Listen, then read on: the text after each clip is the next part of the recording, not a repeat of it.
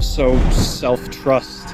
Pretty important topic. It's about life, flourish, and empathic studies that show we pretty much predict what somebody's going to say. Just need to be validated first, and then it completely shifts the dynamic of the conversation. Part of why that's that centering back in the middle of everything. Like, trust doesn't get built because of chaos or constant invalidation as a child. And a kid might see the sky is green because they're looking at the leaves. All right, you ready? Okay. We have plenty of time. Oh, no, I didn't end till 1. You're right. Yeah, you didn't until 1. Oh, yeah. Okay. Okay. So self-trust. It's a pretty important topic. It's about the core of what makes life flourish and allows us to evolve. It's self-trust. In DBT, there's a skill that you learn. It's called opposite emotion action, because the whole the whole process of DBT is a cognitive behavioral therapy. Yeah. And one of the concepts is listening to the like being able to like observe the emotion and then act from it, not being in it.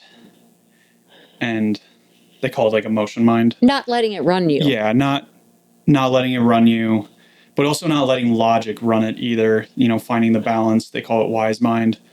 But my therapist says the opposite of anxiety is trust. It's not like confidence, or it's not pride. It's because the whole thing about anxiety is that you think everything is going to go wrong. It's an assumption. Yeah. Yeah. Well, it's a in very the neurological system. Yeah, it's a very beneficial system, but sometimes it just gets disoriented and too activated, constantly scanning for threats versus knowing what is a threat, what is a justified threat, and what is like when I go climbing outdoors and we only have like 2 little crash pads beneath everything and we're up on a rock and I get anxious. I'm like, if I fall, I could break an arm, crack my skull. Like, I could seriously hurt myself. That is a justified anxiety, but it is still one of those things where it's like nothing has really happened yet. So I'm still in anxiety. It's not true life or death yet. You know what I mean? Yes. So can I talk about that anxiety from a energetic point of view first, and let's see how it weaves in. Sure. So I'm going to say it this way. When I was a little kid, I trusted myself. I remember being in the womb. I remember watching my parents argue. I could see colors coming into the womb, and they hurt me, like why they disliked each other so much. And I trusted myself till I was in about 2nd grade. And then I'm not sure what triggered me just starting to get worried about everything all the time. Maybe it was because my mom was drinking as much as my dad was drinking, right? And then you got 2 drunk parents, you're sort of sunk at that point. I think that was probably it. But as an energy worker, I often approach energetic depression and anxiety with the word energy in it, because I believe that we do trust ourselves and we're able to go with the flow if things do come up, because stuff happens. We're not in charge of the world. The world is chaotic. Something's gonna get created that we're not wanting or that we can't stop or control. That I teach people, and I work on this myself, to base myself in the very middle of my chakras, in the inner wheel of 3, and in the inside of my spine. And the Hindus talk about, and Qigong talks about, how there's 3 layers to the spine. The inside is a spirit flow, which is just pure love. The second layer is psychological or mental. That's where a lot of the emotional stuff gets triggered. And the outer is where they call the gross. And I organize the chakras the same way, that the outer has the survival programs. So I know for me, when I'm not in, say, the middle of my 3rd chakra, solar plexus it collects intuitions from other people, the outside world, and my own thoughts. If I'm too far in the front, out of the middle and in the front, I'm in the future and I'm basically picking up on everything that could happen, which won't. But it's always disaster oriented. And when I'm too far in the back, I'm just reliving what has happened. And then it's easy to project that into the front. Neurodivergent, which I am, when I'm bringing too much of what might happen into my actual chakra or neurological system, that goes up into my right brain, which is my intuitive brain, and my left brain, the logical brain, can't keep up with it. So I start to freak out. I'm like, I don't even know all the things that I'm guessing might happen. They're just like little bugs. They're like little gnats biting at me. And I learned to be like that when I was growing up because there was always going to be one more bad thing that happened because mom was drunk or dad was drunk. There was always going to be one more time I would get mad for doing nothing. I actually started to do bad things when I was in second grade, like eat all the cookies or whatever, because it's like I'm going to get in trouble anyway. So I might as well do something that I want to do. Yeah. It's so within that and the research of that I've just went into through reading and through my own trauma and personal experience and DBT, EMDR, and all the therapy shit, is a very like common survival coping mechanism. Probably a way for you to gain back a sense of control of like, it's like what you said of like, well, I'm going to get in trouble anyways, so I'm going to do something I want. But I think my interpretation and my assumption and my judgment of that would be it goes beyond a step of like, you are intentionally doing something that you will get in trouble for because it is a form, because it's like, I'm going to get in trouble anyways, but you are choosing to get in trouble because you want to have the control of the situation versus it being like, it's not this like, well, I'm going to do it anyways. It's no, I'm going to go do it. I'm going to act out. So I get in trouble, but at least there's a justified reason for it. Right. There's a justified reason. And I'm in charge of getting in trouble rather than waiting to see what nothing happens, what chaotically happens that I'm going to get in trouble for. And that's where like the wiring of our survival mechanisms and survival based systems is constantly looking out for. This gets into a concept of like, this gets into nature versus nurture. But basically is like what you're describing of anxiety it's another term that is very common is hypervigilance.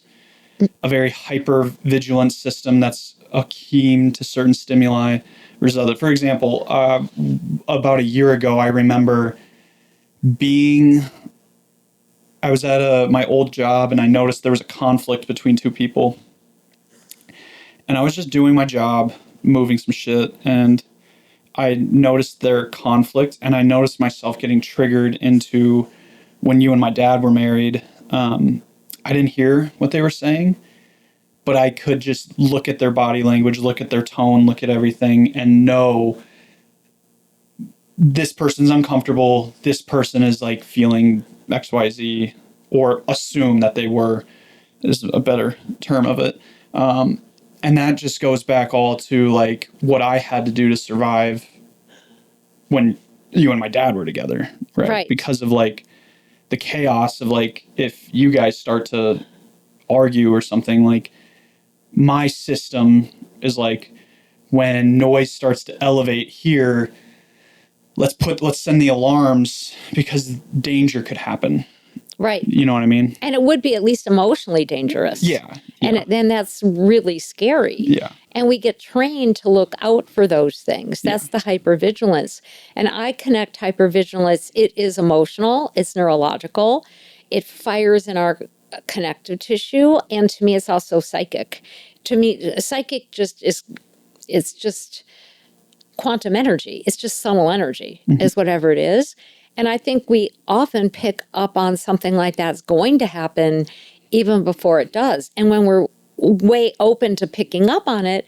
I mean, I have a lot of people, for instance, who tell me, I couldn't sleep last night. I absolutely knew something was going to happen the next morning, and then something did, but they picked up on it beforehand. And there's empathic studies that show we pretty much predict what somebody's going to say before they say it. We pretty much know what's going to be happening. But some of us, because we go through trauma, are so open, I would say, in the front of the chakras, the potential futures, we can pick up on it days before something goes on. We're just on edge. It's very uncomfortable. So I think that's an interesting concept. And one thing that I have been very mindful of myself is trusting your gut, but also when I say this, I think this is something I picked up from you just through life and as a kid. And I recognize, like, when I was younger, I would always ask you for your intuition on things, and I stopped doing that. Yeah, you have, which is smart. Yeah, because it feeds the anxiety loops. And the thing about anxiety and hypervigilance is there's no solution. There's no end to it. So you have to kind of like because it's if it does happen, it doesn't happen the way you think it is.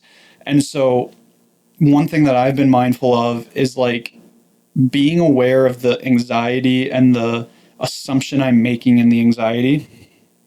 And then if the thing happens that I was anxious about, right, not using that as evidence to continue to predict the future. Right. That's such an important point because we keep determining the future a moment at a time. Yeah. Now we're into really strange area, though, when we talk about the future, because time and space isn't so very linear, and physics is kind of proving that. It's like we have to live from the present and in the present. That's what I'm talking about, anxiety, energetic anxiety and depression. You have to be in the middle of your energy system, in the middle of the heart, in the middle of the chakra, in the middle of the spine. Then it doesn't really matter what is going to happen or does or what did happen. We can get out of those loops, but it's not that easy to stay in there. I work on it constantly. Because we are predictive creatures. We do want to get a sense of, okay, is it going to storm? I better batten up the hatches. I mean, we make a lot of decisions about what to do now based on what could happen in the future. So it's sort of this hard way to live because you've got to plan for your, I remember like, okay, my kid's going to go to school tomorrow, my kids, so I have to pack the lunches. Well, you do have to pack the lunches and have food in the house so you can pack the lunches. So we do live for the future, but we can't think we can control the future. And I think that's probably the bigger word is like control of like, I can look at a weather report and see, oh, it's going to rain or it's supposed to snow. And I can make the best decision based off of the information that I'm giving in the moment, right? Like being in a northern state, if it snows, well, then it might make logical sense to park in the garage, right? Yes. And also recognizing I'm making that decision with all the information and the facts that I have available, and information and facts change over time. And it might not snow or it might not snow as much. And you might have parked in the garage for no reason, and you might, for whatever reason, feel frustrated about it because maybe you had to move a bunch of stuff. And that feeling is valid. And then, like, in the DBT land of things that have helped me, it's not then falling into, like, this always happens, I always try this, I always do this, and then you're stuck in the circle of thinking, you're stuck in the loop of things, but it's going, I feel frustrated because I dedicated a lot of time to moving stuff in my garage, and I ended up not having to do that because it didn't snow, and my frustration makes sense, and the information I had available told me this was the best choice of action, and it was still the best decision I could make at the time. So, a couple things. What do you think of Pollyanna thinking? Because I try to do this. Well, first of all, in Minnesota, the joke is it's 50-50 if the weather person's right. Because it's Minnesota, and you never know. I mean, what I try to do when I predict, make a plan, something goes wrong, is just say, well, now my garage is at least clean. So I try to come at it as positively as possible. But, there are things in the energy world. There's three basic types of futures that most of us talk about. There's possibilities. There's a gazillion possibilities, and they're sort of pretty equal. There's probabilities, and that's when most likely something's going to happen, and that can be based on logic and what the history is and what the weather report is and whatever.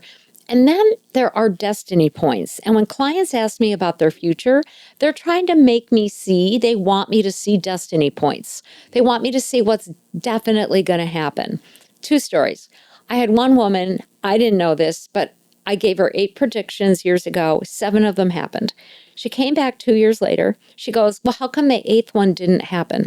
I'm like, I'm batting 90%, 85%, and you're arguing? Mm-hmm. First of all, I thought, you can't please anybody. And then I had another client who I had a very clear image of a house her daughter was going to buy when they moved overseas. It was a very clear image. It was given to me. It was clear. I thought this is probably very probable. The daughter found it and bought it. And then a few years later, the mother is like, well, what's their next house going to be? And I go, I don't know. I have no idea. They have to make a decision. What can they get for their current house? Do they really want to move? So I do think we don't like uncertainty. Mm-hmm. We just don't like it. And sometimes the predictive models work, and sometimes somebody can make a decision that's we're not in charge of, and then the future changes. Yes. So I think one thing you said that I'm going to circle back to before kind of going into anything in that I think probably kind of kills all the things and takes care of it before it starts is, so the last podcast we shot, we have a 3-camera setup, and I checked all the batteries, and one of the cameras was at 64, 66%, something like that. And based off of the information that I had in the past, that would get us through the thing. It would get us through. We would be fine. Right. And we filmed a longer episode that day than we had in the last few weeks. Normally these haven't, I think the longest we had filmed up into that point was 47 minutes. The last one we did was like 30 minutes just because we've been on time constraints with work and your schedule, my schedule. But we didn't have that time constraint. So we went for like 55 minutes, almost an hour. And the battery died with about 10 minutes left. I remember. Yeah. And I felt very embarrassed and sad and frustrated. And this is something that we've talked about outside of this for your and I's relationship, but you are very like flip it to the logic right away. I do logic automatically. And I felt shamed, and shunned comes up, but it's more of like patronized is another word that kind of hits that feel. That's a little heavier, but shamed is just a very all-encompassing word. Right. Even though your intention is, hey, what can we do differently? Problem solve. Right. And I think to kind of bring that in full circle is, and this is not just in a relationship with you and I, but relationship with self, is I remember after my first jiu-jitsu competition, I did really, really bad relative to like what I expected. Well, just in general, I got submitted twice and I was done. Yeah. And I was still really happy with all the outcomes, everything that happened, how I showed up, all that stuff. And I was telling my DBT therapist about it, and she said, don't go to reassuring right away. You don't need to reassure yourself right away. You are allowed to feel disappointed. You are allowed to say, I feel disappointed. This is why I feel disappointed. It makes sense I feel disappointed. And I'm also grateful for this.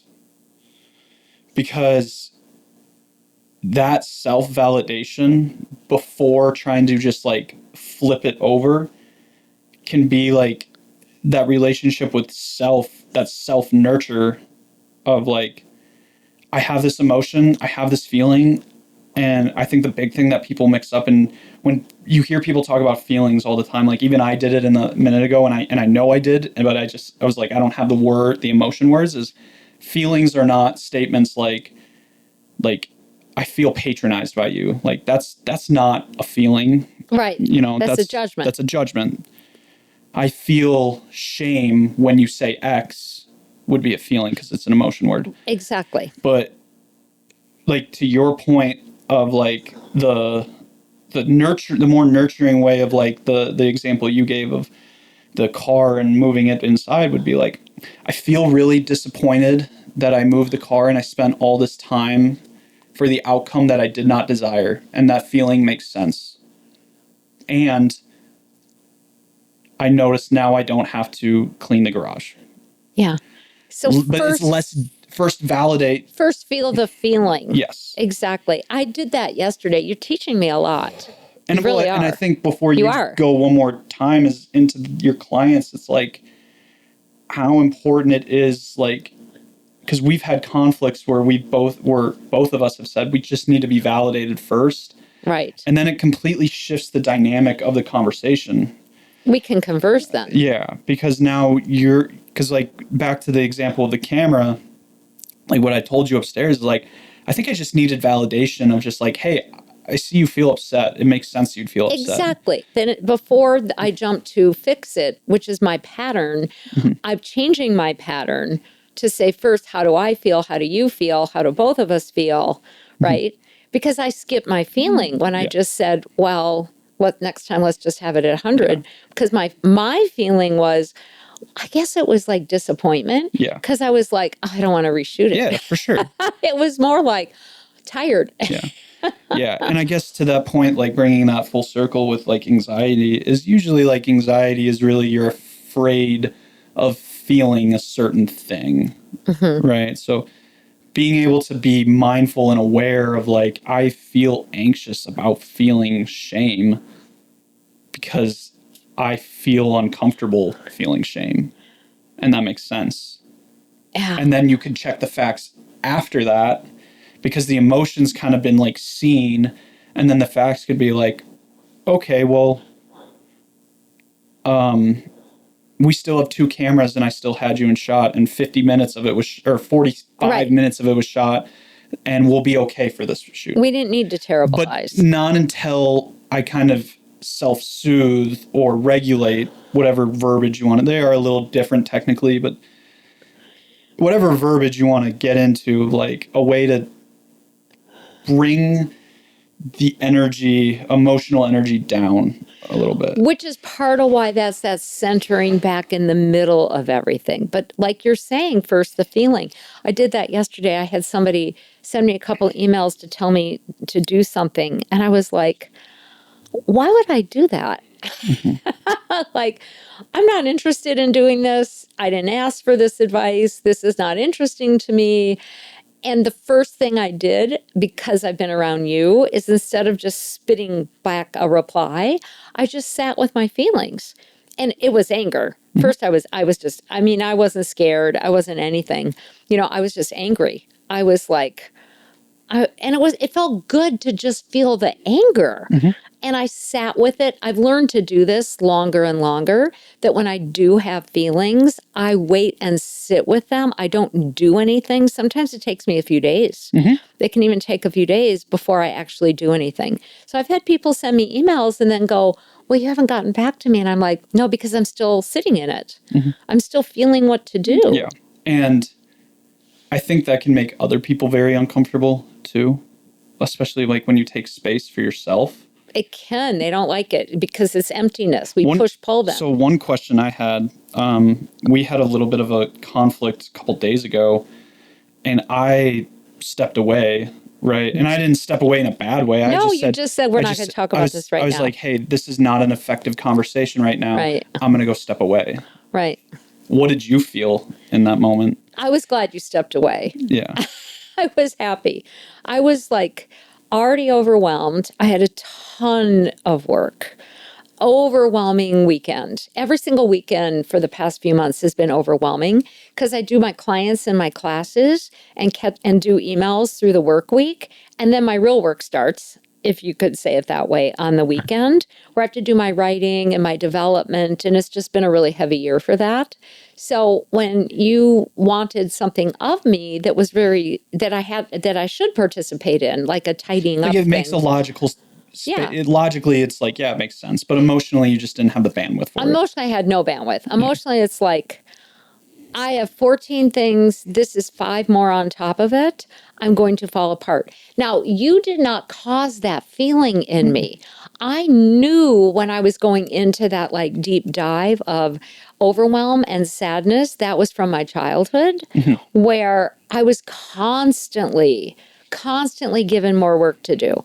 My mother's a drunk, my dad's a drunk, right? I have 2 sisters. So it's like, Cindy, would you make dinner? Would you do this? Would you do that? And it's like, so pretty soon I'm juggling my schoolwork and their jobs. And it was like, it just crashed in. So I thought you did a great thing just saying, we don't need to deal with this right now, which is always another option for any of us. Like, can we just table doing this or talking about this? Can we just put it off? Well, I just went and did it myself too. You did, and it was great because I was like, because it meant more to you in that moment than me. Yeah. And just so everybody knows, it's about tidying things up and just throwing a bunch of shit away, right? I throw stuff away all the time, but not enough of it. So what helped is later I was like, hey, can you set up, I'm really free on Friday the 3rd. Can you just set a time up there and then we'll go through each room together and finish this up. Yeah. So we came out of it really whole. It was hard for both of us, though. I could feel that. Yeah, and I still have things that I'll need to get some repair on down the line that I've, to that point, though, containered because you've also still been really busy, right? And that's... Yeah, I just got to get through stuff. But I think to the point of like self-trust and building trust, it's things like interactions like that, I think build because the last thing, because we got about... went really quick. It's already 1:47. Okay. Is usually like trust and anxiety doesn't get built from chaos. Like trust doesn't get built because of chaos or constant invalidation as a child, right? Right. And I'm not talking about like even micro invalidation is very traumatic to a child because you have to think about it in the lens of like, what is, everything is new to a kid. So invalidation, even on little things of like things that might be mundane to an adult, is a completely different frame of reference to a child because it's all new to them. Yeah. I see Michael, my oldest, your brother, doing that for his little almost 2-year-old. You know, like she'll like start to get really mad about something. He'll go, it's fine that you're angry about this. Yeah. And then he helps her. Yeah. I mean, he doesn't jump in and rescue her, right? He's like, do you want help? Do you want to do this instead? Then it's the problem solving. So really we're saying the same thing. Self-trust is built from feeling the feelings. Energetically, it's getting back to center as fast as you can. Yeah. And in that, I think the important thing that I know you and I have had discussions about is even validating yourself or validating others does not mean you agree. It doesn't have to, it's not about agreement. It's not about agreement. It's just about being understood. And caring. I think that's caring. Yeah. I think understanding is like, caring. You could tell me like, you could tell me like, hey, the sky is green, right? And I could be like, okay, like I hear that you feel like I hear that you see the sky is green. I hear you see the sky is green. Can you tell me why you see that? And then you could tell me you're colorblind. And a kid might see the sky is green. Yeah. So it's because they're looking at the leaves. Yeah. Whatever it is, but usually people have a logical frame of reference. Right. But it just triggers us. But okay, so the last thing to touch on before we wrap up is your new course. and you have a Oh. free video that we made for Yeah, we it. have a free video about trusting your gut, and it's setting up a 3-part series that starts like July 20th or something like that. This really cool. It's so cool. It's uncovering your inner oracle, listening to your body, listening, like going through the chakras, the auric field, the different parts of your subtle body and your physical body. This is a course to know who you are, what to think, and how to make decisions. So the course is energy based, and it's my brand new material. It's got really cool scalar stuff in it that I've never taught. But the free course is just really helping people trust their gut. And so the free course, what do you dive into? Just in a couple minutes, what do you Well, dive how do you into? separate fear, which you can have fear, but get to the intuition? Like, because sometimes fear covers up like what your body is telling you, and we've even developed a quiz where how can you tune into your body, and know what your body's trying to tell you, if it's, too heavy, if it feels shaky or whatever it is. Intuition is body based. People think it's like flying around in the sky seeing ghosts. Intuition is body based. So you have to sort feeling from what your gut or your different forms of intuition are trying to communicate to you, but often they're the body, the intuition is often the body giving you messages. So how do you sort it through? All right. Well, that course, or excuse me, that free exercise that's about 20 minutes long that dives into fear, intuition, and healing traumatic events from it will be in the description below. And thank you guys for watching. We'll see you next time. Thank you. Very tight. Love this stuff. It's very tight. It's very good. Okay.